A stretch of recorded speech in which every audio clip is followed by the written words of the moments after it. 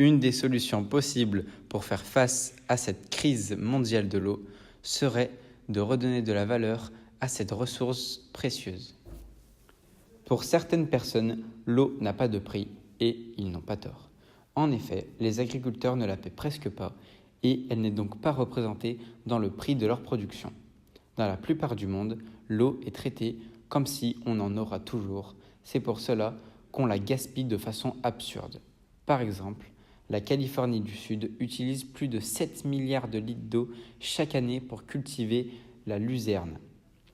Ce qui est incroyable est que le coût de cette eau est inférieur au coût de livraison. Augmenter le prix d'eau peut avoir des avantages. 95% des terres irriguées n'utiliseraient pas la méthode d'irrigation la moins efficace qui est l'inondation des champs.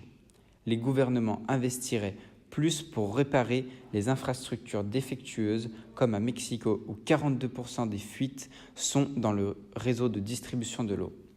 L'eau a tellement peu de valeur pour nous que nous rejetons jusqu'à 2 millions de tonnes de déchets agricoles et industriels. Cependant, si le prix de l'eau augmente, les produits qui en contiendraient coûteraient plus cher. Le prix des biens de consommation exploserait. Des industries s'effondreraient. De plus, si l'eau devient le pétrole de demain, on ne ferait plus de choix absurdes, comme avec la luzerne. Cependant, cela engendrerait une perte de travail et de revenus pour les personnes qui font ce métier.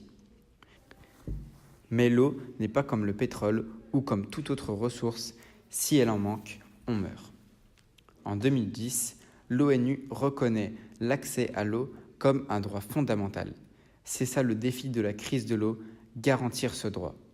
Mais comment évaluer une ressource qui n'a pas de prix tout en garantissant l'accès à tous ? Car lorsqu'on augmente le prix de l'eau pour réparer les infrastructures, effectuer des économies, ce sont les plus pauvres qui en souffrent. Par exemple, en Australie, plus particulièrement à Sydney, où le prix de l'eau qui a augmenté de 15% sur 4 ans a mis la pression sur les familles modestes. Cette volonté d'économiser l'eau est un poids pour les plus pauvres. La solution serait alors de traiter l'eau différemment. Par exemple, en 2017, Philadelphie a commencé à fixer le prix de l'eau en fonction des revenus pour alléger les plus pauvres. On penserait que cette loi favoriserait le gaspillage, mais les gens pauvres ont une notion plus précieuse de l'eau. Le fait qu'on ait tous besoin d'eau rend cette crise particulièrement délicate, mais cela peut pousser les gens à agir de manière extraordinaire pour la résoudre, comme au Cap. Le jour zéro a été annoncé pour le 17 mars 2017. C'est le jour où les robinets ont été coupés. Mais à cette annonce, les gens se sont mis à économiser. Les restrictions d'eau ont clairement eu un impact et le Day Zero a été repoussé d'un mois, puis de nouveau jusqu'au 9 juillet, et encore jusqu'à la fin du mois d'août, et même repoussé jusqu'à l'année 2018, et a même été annulé. Depuis 2018, la consommation d'eau de la ville était de 516 millions de litres par jour contre 1,2 milliard en 2014. Incroyable! Cela montre que les humains ne prennent compte de la valeur d'une chose que lorsqu'ils la perdent.